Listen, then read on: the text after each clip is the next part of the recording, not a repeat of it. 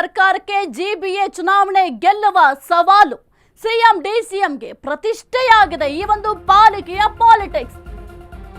ಕೈ ಸರ್ಕಾರಕ್ಕೆ ಜಿಬಿಎ ಚುನಾವಣೆ ಗೆಲ್ಲುವ ಸವಾಲು ಈಗ ಸಿಎಂ ಡಿಸಿಎಂಗೆ ಪ್ರತಿಷ್ಠೆಯಾಗ್ಬಿಟ್ಟಿದೆ ಈ ಒಂದು ಪಾಲಿಕೆ ಪಾಲಿಟಿಕ್ಸ್. ಜೂನ್ ಒಳಗೆ ಎಲೆಕ್ಷನ್, ಸರ್ಕಾರಕ್ಕೆ ಡೆಡ್ ಲೈನ್ ಸಂಕಷ್ಟ. ಬೆಂಗಳೂರು ಕೈ ತಪ್ಪುವ ಆತಂಕದಲ್ಲಿ ಡಿಸಿಎಂ ಡಿಕೆಶಿ ಅವರಿದ್ದಾರೆ. ಕೈಪಡೆಗೆ ಮಣ್ಣು ಮುಕ್ಕಿಸಲು ಬಿಜೆಪಿ ಜೆಡಿಎಸ್ ರಣತಂತ್ರ. ಡಿಕೆಗೆ ಆಡಳಿತ ವಿರೋಧಿ ಅಲೆ ಮತ್ತು ಮೈತ್ರಿ ಬಲವೇಗ ದೊಡ್ಡ ಟೆನ್ಷನ್. 5 ಪಾಲಿಕೆ ಹಿಡಿತಕ್ಕೆ ತೆಗೆದುಕೊಳ್ಳಲು ದೋಸ್ತಿಗಳು ಪ್ಲಾನ್ ಮಾಡ್ತಾ ಇದ್ದಾರೆ. 369 ವಾರ್ಡ್, ಜೆಡಿಎಸ್ 69, ಬಿಜೆಪಿ 300. ಬೆಂಗಳೂರು ಗೆಲ್ಲುವ ಕಾಂಗ್ರೆಸ್ ಕಟ್ಟಿ ಹಾಕಲು ಯತ್ನ.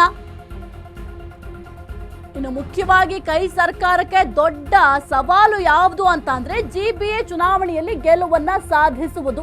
ಆದ್ರೆ ಬಹಳ ಕಷ್ಟ ಇದೆ. ಯಾಕೆಂತಂದ್ರೆ ಈಗ ಜಿಬಿಎ ಎಲೆಕ್ಷನ್ ಸಂದರ್ಭದಲ್ಲಿ ಎಲ್ಲವೂ ಕೂಡ ಮ್ಯಾಟರ್ ಆಗುತ್ತೆ. ಆಡಳಿತವನ್ನ ಯಾವ ರೀತಿ ಮಾಡ್ತಾ ಇದ್ದಾರೆ ಅನ್ನೋದು ಕೂಡ ಬಹಳ ಮುಖ್ಯ ಆಗುತ್ತೆ. ಮತ್ತೊಂದು ಕಡೆ ಈಗ ಈ ಒಂದು ಜಿಬಿಎ ಚುನಾವಣೆಯನ್ನ ಬಿಜೆಪಿ ಮತ್ತೆ ಜೆಡಿಎಸ್ ಜಂಟಿಯಾಗಿ ಎದುರಿಸ್ತಾರೆ. ಹಾಗಾಗಿ ಕಾಂಗ್ರೆಸ್ಗೆ ಇದು ಸ್ವಲ್ಪ ಹೊಡೆತ ಕೂಡ ಬೀಳಬಹುದು.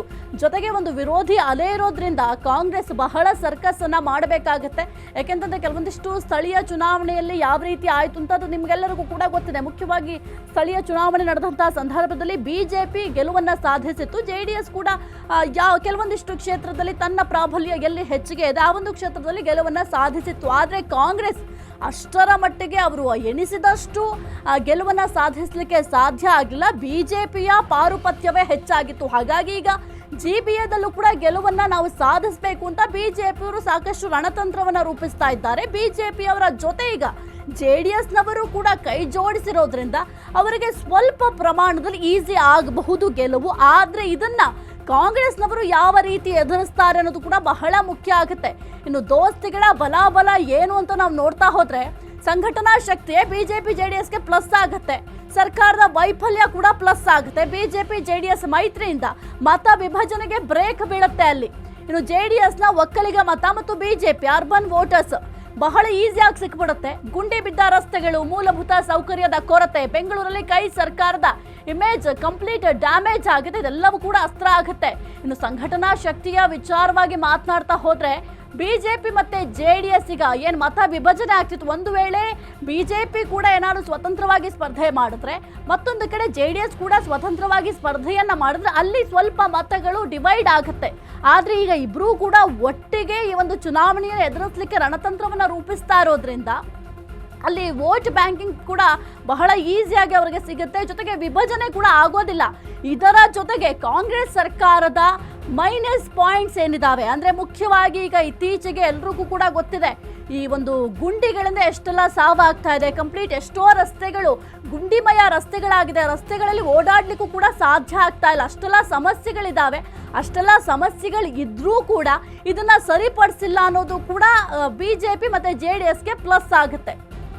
ಹೆಸರು ಕುರಿತು ಹೆಚ್ಚಿನ ಮಾಹಿತಿ ನೀಡ್ತಾರೆ ನಮ್ಮ ಪ್ರತಿನಿಧಿ ವಿವೇಕ್. Very good morning. ಸದ್ಯಕ್ಕೆ ಪಾಲಿಕೆಯ ಚುನಾವಣೆಯನ್ನ ಫೇಸ್ ಮಾಡೋದು ಕಾಂಗ್ರೆಸ್ಗೂ ಕೂಡ ಸ್ವಲ್ಪ ಕಷ್ಟ ಇದೆ.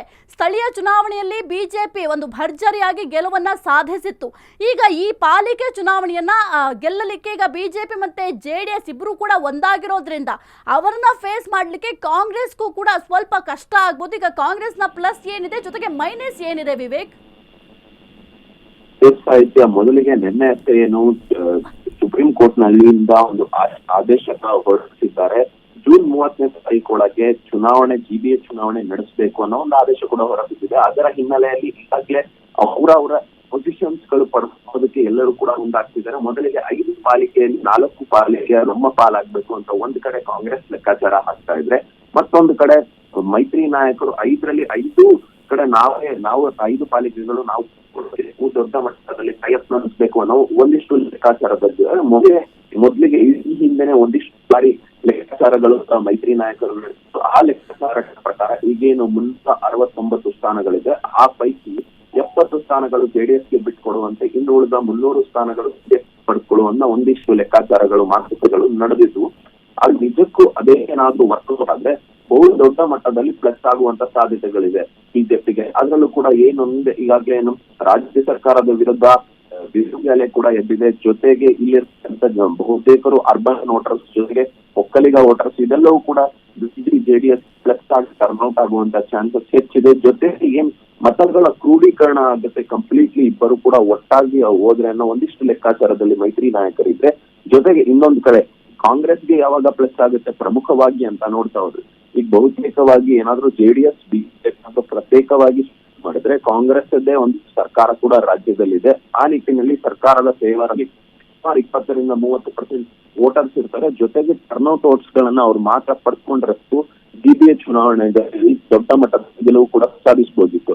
ಆದ್ರೆ ಮೈತ್ರಿ ಆಗಿರೋದ್ರಿಂದ ಕಾಂಗ್ರೆಸ್ಗೂ ಕೂಡ ಈ ತಲೆನೋವು ಆದಂತೆ ಕಂಡು ಬರ್ತಾ ಇದೆ. ಜೊತೆಗೆ ಈಗಾಗಲೇ ಕಾಂಗ್ರೆಸ್ ನಾಯಕರು ಯಾರು ಕೂಡ ಅಷ್ಟರ ಮಟ್ಟಿಗೆ ಪ್ರಿಪರೇಷನ್ ಕೂಡ ಮಾಡ್ಕೊಂಡಿರಲಿಲ್ಲ. ಸಿಬಿಐ ಚುನಾವಣೆ ಸದ್ಯದಲ್ಲೇ ಬರುತ್ತೆ ಅಂತ ಒಂದು ನಾರ್ಮಲ್ ಡೇ ಸ್ಥಿತಿಯಲ್ಲೇ ನಡ್ಸ್ಕೊಂಡು ಹೋಗ್ತಾ ಇದ್ರು. ಆದ್ರೆ ಇಂಟರ್ನಲ್ಲಿ ಒಂದಿಷ್ಟು ಸಂಘಟನಾತ್ಮಕವಾಗಿ ಆಚರಣೆಗಳು ಜೊತೆಗೆ ಸಂಘಟನಾತ್ಮಕವಾಗಿ ಯಾರ್ಯಾರ ನಾಯಕತ್ವವನ್ನ ಬೆಳೆಸಬೇಕು ಯಾವ್ಯಾವ ಕ್ಷೇತ್ರಗಳಲ್ಲಿ ಅನ್ನೋ ಒಂದಿಷ್ಟು ಲೆಕ್ಕಾಚಾರದಲ್ಲಿ ಬಿಜೆಪಿ ಈಗಾಗಲೇ ರೆಡಿ ಆಗ್ತಾ ಇತ್ತು.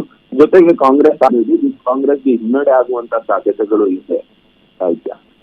ಓಕೆ, ಥ್ಯಾಂಕ್ ಯು ವಿವೇಕ್ ನಿಮ್ಮೆಲ್ಲ ಮಾಹಿತಿಗಾಗಿ. ಸದ್ಯಕ್ಕೆ ಈ ಒಂದು ಬಿಜೆಪಿ ಜೆಡಿಎಸ್ ಮೈತ್ರಿ ಆಗಿರೋದ್ರಿಂದ ಕಾಂಗ್ರೆಸ್ಗೆ ಈಗ ಬಹಳ ಕಷ್ಟ ಆಗಬಹುದು ಗೆಲುವನ್ನು ಸಾಧಿಸೋದು. ಮತ್ತೊಂದು ಕಡೆ ಡಿ ಕೆ ಶಿವಕುಮಾರ್ ಅವರು ಅಷ್ಟೇ ತನ್ನದೇ ಆದಂಥ ಕೆಲವೊಂದಿಷ್ಟು ರಣತಂತ್ರಗಳು ಅಥವಾ ತಮ್ಮದೇ ಆದಂಥ ಕೆಲವೊಂದಿಷ್ಟು ಪ್ಲಾನ್ಗಳನ್ನು ಕೂಡ ಮಾಡ್ಕೊಳ್ತಾ ಇದ್ದಾರೆ. ಇನ್ನು ಮುಖ್ಯವಾಗಿ ಈಗ ದೋಸ್ತಿ ಇರೋದ್ರಿಂದ ಅಂದರೆ ಬಿಜೆಪಿ ಜೆಡಿಎಸ್ ಜಂಟಿಯಾಗಿ ಒಂದು ಎಲೆಕ್ಷನ್ ಫೇಸ್ ಮಾಡೋದ್ರಿಂದ ನೋಡಬೇಕಾಗುತ್ತೆ ಯಾವ ರೀತಿ ಗೆಲುವನ್ನು ಸಾಧಿಸ್ತಾರೆ ಅಥವಾ ಈ ಒಂದು ಪಟ್ಟ ಅಂದರೆ ಪಾಲಿಕೆಯ ಗೆಲುವು ಡಿ ಕೆ ಶಿವಕುಮಾರ್ ಅವರ ಪಾಲಾಗುತ್ತಾ ಇದೆ. ಯಾಕೆಂತಂದ್ರೆ ಈಗ ಉಸ್ತುವಾರಿ ಸಚಿವರು ಡಿ ಕೆ ಶಿವಕುಮಾರ್ ಅವರೇ ಆಗಿರೋದ್ರಿಂದ ಈ ಒಂದು ಜವಾಬ್ದಾರಿ ಅವರ ಹೆಗಲ ಮೇಲೆ ಇದೆ.